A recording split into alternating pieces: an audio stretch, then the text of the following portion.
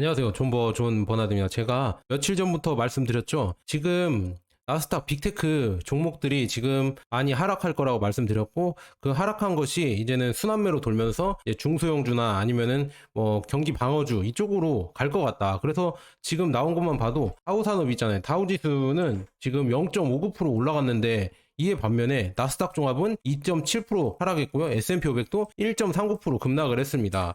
그래서 이거 한번 보시면 맵을 보시면은 마이크로소프트, 애플, 구글, 메타, 페이스북, 엔비디아, 아마존, 뭐 일라이릴리 뭐 이렇게 다 급락을 했다. 테슬라도 급락을 했다. 그래서 전반적으로 보면은 빅테크 종목들이 다 급락을 했다. 그런데 뭐 은행주나 아니면 에너지주 이런 거는 급락하지 않고, 그다음에 경기 방어주죠. 이런 방어주들은 오히려 급락하지 않고 버티고 있었다. 그래서 제가 봤을 때는 요즘 제가 뭐 다른 분들 계속 얘기했잖아요. 뭐 나스닥에 투자하면 돈을 많이 번다, 돈 복사가 된다, 이렇게 얘기를 했잖아요. 그런데 그때 조심하라고 제가 말씀드렸죠. 그래서 반도체 주식이나 이게 너무 많이 오른 것 같다. 물론 성장성이 무궁무진하지만 그래도 단기에는 너무 미친 듯한 이런 시세를 냈기 때문에 당연히 이런 조정도 있어야겠죠. 그래서 조정이 온 것 같다. 이렇게 볼 수가 있습니다. 지금 보면은 애플이 2.53% 마이너스, 테슬라가 3.14% 마이너스, 엔비디아가 6.64. 그래도 이렇게 마이너스 냈는데도 뭐 고점 대비 하락률은 뭐 마이너스가 아니에요. 구글도 1.58%, 마이크로소프트도 1.33%, 아마존도 2.64. 그래서 전체적으로 보면은 이미 너무 많이 올랐기 때문에, 빅테크 종목들이 너무 많이 올랐기 때문에 조정을 한 것 같다. 그래서 지금 필라델피아 반도체 지수도 7% 급락을 했습니다. 그래서 이거 보니까 ASML, 뭐 어플라이드 머트리엄즈, AMD, 뭐 마벨, 뭐 이런 필라델피아 구성 종목들이 다 급락을 했는데요. 이 이유는 뭐 여러 가지 있겠지만 제가 봤을 때는 이 필라델피아 반도체, 미국 반도체 종목 중에 중국 비중이 많이 들어간 게 있어요. 중국으로 많이 수출하니까 엔비디아도 그렇고 퀄컴도 그렇고 뭐 여러 가지 지금 반도체들이 중국으로 많이 수출이 되는데, 이거를 또 이제 바이든 정부에서도 그렇고, 만약에 트럼프 뭐 거의 대통령이 뭐 확실시 되고 있죠. 트럼프가 된다고 해도 결국 미중 무역 전쟁을 하면서 반도체를 제재할 거기 때문에, 이런 것 때문에 지금 여기에 이제 앞으로 필라델피아 이런 실적이 좋아지지 않을 것 같다. 수출이 대중국 수출이 조금 줄어들 것 같다. 이런 것 때문에 지금 주가가 하락한 경향이 있다. 저는 이렇게 미국이 계속 규제하면 규제할수록 중국이 다시 살아날 것 같거든요. 자기의 자국 반도체를 키우면서 결국에는 미국이 더 안 좋은 쪽으로 갈 수밖에 없다. 저는 제가 봤을 때는 규제를 하지 말고 지금이라도 중국이 발전하기 전에 빠르게 이 실적을 올리는 게 더 낫지 않을까. 돈을 먼저 버는 게 낫지 않을까. 나중에, 왜냐하면은 중국은 따라올 거기 때문에, 이렇게 반도체를 제재한다고 해도 하웨이랑 뭐 샤오미랑 다들 뚫고 올라오죠. 그 다음에 뭐 지금 샤오미인가 폴더블폰 가장 얇은, 뭐 삼성보다 얇은 폴더블 폰 있잖아요. 겹치는 폰 있잖아요. 이거를 폴더폰을 생산을 했다, 이런 내용이 나오거든요. 그런 거 보면서 이게 계속 기술이 제재를 한다고 못 따라오는 게 아니구나. 중국은 어차피 따라올 거면은 그냥 빨리 거기서 돈이나 버는 게 낫지 않을까, 저는 그렇게 보고 있거든요. 그래서 그런 이유 때문에 뭐 필라델피아 반도체 지수가 이렇게 급락을 했다, 이렇게 볼 수가 있고요. 우리가 투자하고 있는 QQQ도 2.94% 마이너스 됐고요. 뭐 지금 뭐 매수 자리죠. 그러면은 TQQQ도 8.79%, 이거 좋게 마이너스 됐네요. 그리고 S&P 500도 1.4% 마이너스, SOXX 필라델피아 7.11% 마이너스, 톡3 21%나 마이너스 됐습니다. 그래서 이렇게 마이너스 됐을 때 기회다. 그래서 저는 매수를 한 주씩 했다, 이렇게 말씀드리고요. 그 다음에 이 차트로 한번 볼게요. 차트로 보면은 쏙슬 있잖아요. 쏙슬이 뭐 이렇게 내려왔네요. 이렇게 여기까지 또 내려오면은 61선까지 또 내려오면은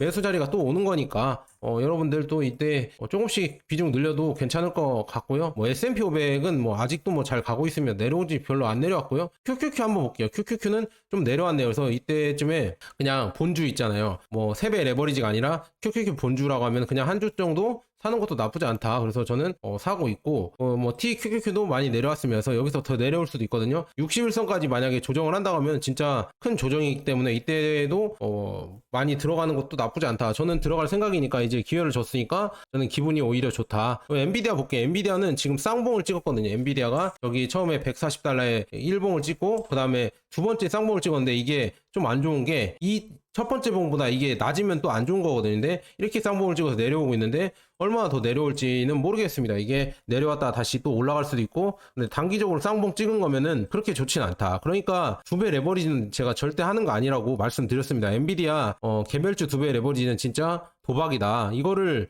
얘기하시는 분들이 있는데, 이거 유튜버 중에 얘기하시는 분들도 있고, 이걸로 뭐 돈 버는 게 좋지 않냐 이런 식으로 헛소리 하시는 분들이 있는데, 여러분들 진짜로 2배 레버리지, 개별주 2배 레버리지는 진짜 하면 안 된다. 특히나 엔비디아는 너무 많이 올랐기 때문에 절대 하시면은 안 된다, 이렇게 말씀드립니다. 그래서 필라델피아 반도체 SOXX는 이렇게 내려와서 또 다시 61선까지 와주면 좋겠네요. 그래서 그때 오면은 또 매수를 들어가면은, 제가 말씀드렸잖아요, 이렇게 쭉 잘 가다가도 이런 이렇게 조정할 때가 오니까 조정할 때 사셔라. 조정이 들어온다. QQQ도 한번 볼게요. QQQ도 이런 조정할 때가 올 겁니다. 이렇게 조정할 때가 올 거기 때문에 눌림목에서 여러분들 3달에 한 번, 4달에 한 번 이렇게 기회 줄 때 그때 매수를 하세요. 굳이 이렇게 달라들어서 미리 하려고 하지 마시고요. 이 기회 줄 때 들어가셔라, 이렇게 말씀드립니다. 불과 5월 달에 기회를 줬거든요. 그래서 이제 나중에 또 이제 이번 달에 기회를 줄 수도 있으니까 그럴 때 한 번씩 들어가시면 좋을 것 같다, 이렇게 차트 분석 해드리고요. 그다음에 지금 9월까지 최소 10% 급락을 할 수도 있다, 이런 경고음이 있거든요. 요즘 보면은 다른 CNBC나 아니면은 여러 전문가들이 얘기하는 걸 한번 제가 읽어보니까요, 결국에는 이제 조정할 때가 왔다. 로테이션, 그러니까 종목 순환이 돌을 때가 왔다. 그래서 대형주에서 중소형주로 좀 옮겨갈 시기가 왔다, 이렇게 얘기를 하는 것 같아요. 그래서 러셀 2000 지수가 갑자기 이번 주에만 4% 이상 급등을 한 이유가 다 이런 이유고요. 그래서 지금 중소형주로 이제 대형주에서 옮기는 게 맞는 것 같고요. 지금 주식시장에서는 대형주가 92%, 중소형주가 8% 비중을 차지하고 있는데, 대형주가 무너질 경우 중소형주의 강세만으로 급락세를 버텨낼 수 없을 것, 이렇게 나오고 있습니다. 그러니까 대형주는 조정을 해야 되는데, 그리고 중소형주로 그 돈이 들어오겠지만, 그래도 대형주가 워낙 92%의 비중을 갖고 있기 때문에 하락을 한다고 하면은 증시 하락은 막을 수가 없다, 이렇게 나오고 있습니다. 그래서 9월까지는 최소 10% 급락을 할 수도 있다. 그럼 10% 급락을 하면 여러분들 어떻게 해야 되냐?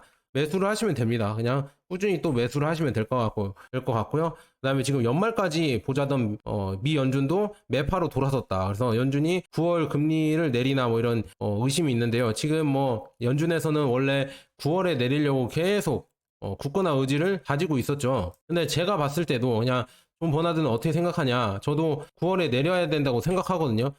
지금 매파 윌러 지금 또 이렇게 얘기했습니다. 1, 2개월간 물가지표가 좋으면 금리 인하한다. 그래서 크리스토퍼 윌러 미 연준 이사도 이렇게 얘기를 했는데, 결국은 지표가 좋게 나오면은 인하를 한다고 하는 건데, 좋게 나오는 게 아니라 금리 인하할 수 있을 정도로 물가가 내려온다고 하면은 당연히 인하할 거다. 근데 제가 봤을 때는 지금 이 시점에서 미리 이렇게 오히려 인하하고 대처를 하는 게 좋을 것 같거든요. 왜냐, 경기 지표는 후행 지표이기 때문에 이미 나온 지표이고 한 달 전 데이터잖아요. 그래서 지금 보면 지금 왔을 때는 더 침체될 수도 있다. 지금 상황을 보면은 미국 경제는 잘 가고 있지만 내수나 아니면 스타벅스나 이런 거 보면은 그렇게 실적이 좋아지거나 잘 가지 않는 것 같거든요. 그래서 겉과 속이 다르다고 해야 되나? 그래서 이런 느낌이 있고, 그다음에 또 중요한 거는 지금 장세가 지금 실업률도 서서히 또 늘고 있고, 그다음에 고용률은 줄어들고 있는데, 이게 급격해질 수가 있다. 이게 우리가 미리 선제적으로 금리 인하를 해서 대응을 해야 되는데, 나중에 올라놓고 실업률이 갑자기 폭발을 해서 경기 침체가 와서 이때 금리 인하를 하면은 오히려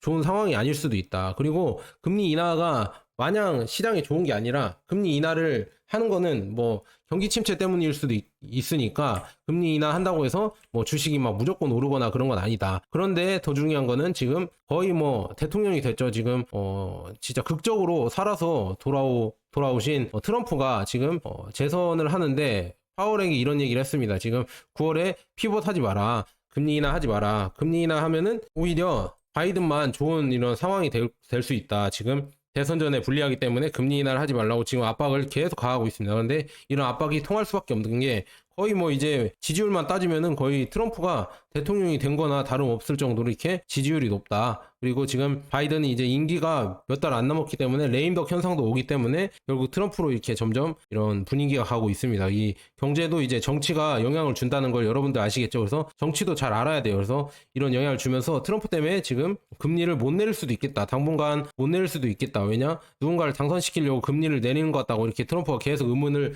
가하니까 이런 게 또 압박으로 작용할 수가 있다. 그런데 모르겠어요. 연준은 자기의 의지대로 금리 인하를 할지 아니면 트럼프 눈치를 볼지는 일단 지켜봐야 될 것 같다. 그래서 저는 금리 인하가 그렇게 호재는 아닌 것 같다 이렇게 보고 있고요. 그다음에 트럼프가 이 사람 JP 모건이잖아요. JP 모건의 제이미 다이몬 CEO를 영입을 하려고 하고 있거든요. 재무부 장관으로 영입을 하려고 하고 있는데 이분이 제가 봤을 때는 매파적인 발언을 많이 하고 시장이 폭락할 것이다 이런 얘기를 많이 했거든요. 그래서 만약에 이 사람이 재무부 장관으로 들어오면은 시장이 당분간은 좋지 않겠다. 그냥 하락할 수도 있겠구나 이런 느낌이 납니다. 이 사람이 하고 싶은 말이 그런 말들이 많아서 그것 때문에 더 그런 느낌이 오거든요. 그래서 미 연준금리 인하 관련해서 인내가 필요하다 이렇게 얘기를 했었고 JP 모건은 예전부터 말씀드렸잖아요. 지금 고물가, 고금리가 지속될 수도 있다고 경고를 했고 S&P 500이 급락을 할 수도 있다. 그래서 지금 재정 적자 그리고 재무장 등 여파로 지금 시장 금리가 안 좋아지고 시장이 폭락할 가능성이 있다. 이걸 매번 얘기했어요. 지금 금융거인 다이먼과 달리오 미국 부채의 위험성을 거듭 경고. 그래서 이분이 제가 봤을 때는 미국 국채에 대해서 그렇게 신뢰하지 않고 많이 발행하면 안 된다. 이제는 축소로 돌아서야 된다. 이런 얘기를 하고 있다. 그리고 JP 모건 다이먼 회장은 조기 은퇴를 시사했다. 그래서 은퇴를 하고 아마 지금 트럼프 정부에서 이런 재무부 장관을 지낼 수도 있겠구나 이렇게 볼 수가 있으면 이렇게 다이먼은 이런 약간 매파적이고 하락에 베팅하는 사람 같아 보여서 만약에 재무부 장관이 된다고 하면 주식시장이 하락할 수도 있겠구나. 근데 건강한 조정이겠죠. 이분은 얘기하는 게 부채를 줄여야 된다. 국채를 줄여야 된다. 이런 얘기를 해서 결국은 튼튼해질 것 같다. 그리고 트럼프가 되면은 기축통화 지위도 단점이 되고 트럼프와 벤스죠. JD 벤스라고 해서 부통령을 임명했죠. 그래서 둘이 된다고 하면은 수출을 위해서 약 달러를 지지할 것이다. 저도 그렇게 볼 것 같거든요. 달러를 약하게 유지할 것 같아요. 왜냐? 수출을 하려면은 달러 가격이 내려와야 되거든요. 그래야 수출가가 낮아지기 때문에 가격 경쟁이 생기기 때문에 달러가 낮아야 된다. 그러면 달러 약세를 미국에서 추진을 해야겠죠. 그런데 과연 미국에서 달러 약세를 추진을 할 수가 있을까? 저는 그게 조금은 의문입니다. 지금 달러를 이렇게 약세를 할 수가 있을까? 이렇게 의문이고요. 근데 약세를 해야 제조업이 살고 미국으로 지금 리쇼어링이라고 해서 다들 제조업을 들여오잖아요. 그래서 제조업을 들여오려면 결국 수익 나게 만들어야 되는데 그러려면 약달러를 지지해야 된다. 그러면 트럼프가 재선을 한다고 하면 이제는 금리 인하를 더 급속도로 할 수가 있다. 그래서 그거는 주식시장에서 어느 정도 좋은 작용으로 할 수도 있겠구나. 그리고 더 중요한 거는 둘이 추진하는 게 우크라이나 지원 반대잖아요. 우크라이나 지원 반대하고 이제는 러시아랑 협상을 하자. 그래서 시대가 지금 여러분들 많이 바뀌고 있다. 트럼프랑 JD 벤스, 특히나 트럼프란 지도자는 미국의 이제 한계를 제대로 아는 거예요. 미국이 예전처럼 슈퍼파워가 아니다. 그런데 아직도 오해하고 있습니다. 미국이 러시아를 다 때려잡고 중국을 다 때려잡을 수 있을 정도로 힘이 세다고 지금 오해하시는 분들이 많은데 미국은 그런 힘이 없고요. 그 힘보다 오히려 더 과대 포장되어 있다. 차라리 열어보면 그렇게 힘이 세긴 세겠지만 세계를 지배할 정도는 아니다. 이렇게 지금 나오고 있거든요. 그래서 그런 걸 잘 아는 트럼프도 결국엔 러시아랑 아마도 협상을 해서 우크라이나를 종전시킬 것 같거든요. 종전시키면서 러시아가 원하는 협상을 해주겠죠. 그래서 러시아의 승리입니다. 이 전쟁은 제가 봤을 때는 러시아의 승리고 이후 폭풍이 어떻게 돌아갈 것인가, 미국에 어떻게 안 좋은 쪽으로 작용할 것인가, 이게 조금 걱정입니다. 지금 보면은 미국 반대로 해서 브릭스가 지금 계속 커지고 있잖아요. 특히나 인도가 지금 인도 모디 총리가 푸틴 대통령을 만나고 왔잖아요. 며칠 전에. 이런 거 보면서 인도는 결국 이제 러시아랑 붙는다. 러시아랑 붙으면서 브릭스에 들어가고 브릭스에서 더 많은 틀을 완성하겠다. 이렇게 되면은 서방이나 유럽에 견제되는 이런 단체가 나오는 거거든요. 다극 단체가 이렇게 되는 겁니다. 지금 브릭스라는 게 지금 언론에서는 이 악물고 지금 무시하고 있지만, 그리고 주요 유튜버들이나 아니면 자기가 어디에 부장인지 아니면 박사학원 어디에 무슨 자기가 잘하는 교수건 이런 분들도 달러 패권이 100년이 넘어갈 정도로 계속 갈 것이다 이렇게 얘기하지만 저는 그거에 동의할 수가 없습니다. 지금 브릭스가 이렇게 커지고 있고 지금 이 PPP 기준, 세계의 G7을 제쳤다. 지금 구매력 평가에서 이제는 구매를 더 많이 할 수 있고 이런 구매력이 더 높은 데가 브릭스들이다. 왜냐, 나라도 많고 그 다음에 자원도 많고 인구도 많기 때문에 브릭스가 더 많이 커질 것 같다. 그래서 지금 아르헨티나 말고 사우디도 지금 가입을 한다고 했다가 지금 번복을 했고요. 튀르키예, 태국, 말레이시아는 지금 가입을 지금 신청을 해놓은 상태다. 그리고 벨라루스도 상하이협력기구에 이렇게 가입을 희망을 했고요. 그래서 이런 거 보면은 브릭스 대 G7을 보면은 이미 G7을 브릭스가 뛰어넘었다. 그래서 이 경제 규모가 이제 앞으로는 더 브릭스 쪽으로 커질 거란 말이죠. 그러면은 이렇게 되면 될수록 미국에는 위기입니다. 미국 달러랑 미국의 이런 기축통화의 위기가 올 것이다. 그래서 어떤 분은 위기가 안 온다고 하는데 로마도 똑같았어요. 로마도 지금 뭐 보면은 은화에다가 이 불순물을 섞으면서 은화를 희석시키면서 은화의 가치가 계속 떨어졌었어요. 옛날에 처음에는 은화가 100%였다가 그만큼 화폐 가치를 떨어뜨렸는데 지금 미국도 똑같은 거를 하고 있죠. 지금 국채 발행을 많이 하고 부채를 늘리면서 달러의 이 내재적 가치를 계속 떨어뜨리고 있다. 근데 이거를 언제까지 지금 세계 여러 나라가 용인을 해주면서 미국의 인플레이션을 받아줄까? 그래서 이제는 받아줄 나라가 거의 없어진다. 브릭스가 이제 뜨면서 많이 없어지고 있다 이렇게 볼 수가 있고요. 여기에 뭐 튀르키예도 들어간다고 했고 지금 중국과 이 세계의 상황이 거의 비슷한 것 같아요. 1840년대 중국의 상황과 지금의 상황이 비슷한 것 같다. 1840년대 이전은 중국은 차, 도자기, 비단을 서양에 수출했지만 서양은 그 문 외에는 중국에 수출할 것이 없었습니다. 중국은 장기적으로 막대한 무역 흑자를 기록했고 결국 영국은 이를 위해 아편 전쟁을 일으켰다. 그래서 중국을 이거 압박하기 위해서 어떤 전쟁을 벌일 수도 있겠구나. 저는 그것도 좀 거론이 되고 있거든요. 왜냐 지금 중국을 보면은 주로 광물 자원과 농산물을 수입하고 다양한 공업 제품을 세계로 수출하고 있으며 여전히 막대한 무역 흑자를 유지하고 있다. 그러나 이번에는 중국이 세계에서 가장 강력한 군사력을 보유하게 됐다. 이렇게 중국이 계속 커지고 있는 게 미국 입장에서는 조금 안쓰럽다. 중국이 이렇게 커지면은 미국의 이런 입지가 줄어들 것 같아서 어떻게든 뭐 반칙을 해서든지 아마 이런 뭐라고 해야죠? 전쟁을 할 수도 있겠구나. 대만 전쟁을 유도할 수도 있겠구나. 그래서 트럼프가 지금 대만의 TSMC 보고 방위비를 부담해라 이런 얘기를 했잖아요. 그래서 그런 거 보면서 참 무서워진다 이렇게 말씀드리고요. 그래서 저는 어떻게 했냐? 그냥 샀습니다. 그냥 꾸준히 저는 이번에 떨어지길래 꾸준히 샀고요. 그 다음에 우리가 지금 그렇게 폭락한 것 같지만 공포와 탐욕지수 있잖아요. 두려움과 탐욕지수 보면은 그냥 중립이다. 54다. 중립에서도 높은 편이다. 그러니까 너무 많이 올라서 지금 이 정도 떨어진 거는 떨어진 것도 아니다. 지금 피어나 익스트림 피어가 나와야 진짜 여러분들이 매수할 타이밍이다. 이렇게 말씀드립니다. 그래서 저는 오늘 지금 이렇게 TQQQ나 TQQQ 한 주 샀고요. 그다음에 SOXL 한 주씩 샀습니다. 급락을 해서 샀고 그다음에 뭐 이렇게 한 주씩 샀습니다. 그래서 사서 이렇게 보유하고 있다 이렇게 볼 수가 있습니다. 그래서 이렇게 한 주씩 샀다. 여러분들도 지금 눌림목에서 이렇게 사셨으면 좋겠습니다. 그래서 여러분들은 제가 좀 여러분들에게 기대하는 게 대중과 반대로 생각하라. 대중들은 다 미국 주식이 많이 올라서 이쪽으로 가야 돼, 이쪽으로 가야 돼 이렇게 얘기를 하고 있지만 좀 기다렸다가 더 떨어지면 그때 줍줍을 해서 다시 또 이제 지름길로 이런 양들보다 더 빠르게 달려가셨으면 좋겠습니다. 그래서 이런 대중과 여러분들은 매번 반대로 생각하려고 노력해 보시고요. 대중과 반대로 또 행동을 해야 됩니다. 그래야 여러분들의 돈을 지킬 수가 있고 돈을 많이 벌 수가 있습니다. 그런데 이 대중과 함께 가는 게 이 생존 본능에 들어가 있기 때문에 남들이랑 다 똑같이 하고 싶어 해요. 왜냐? 그렇게 똑같이 다녀야 천적들에게 잡혀먹을 가능성이 줄어드니까 그렇게 돼야 되는데 주식은 또 다릅니다. 주식은 다 한 곳에 몰리면은 그게 필패가 된다. 그래서 내가 이렇게 자율적으로 분석을 해보고 나는 이쪽으로 가야겠다 해서 그쪽으로 가실 분들은 가셔서 이렇게 돈을 버시면 된다. 근데 저는 대중과 반대로 지금 이렇게 빠질 때 돈을 이렇게 벌려고 매수를 한다. 그리고 너무 오를 때는 오히려 매수를 안 한다. 이렇게 말씀드립니다. 자, 여기까지 좋은 버나드였습니다. 여러분 감사합니다.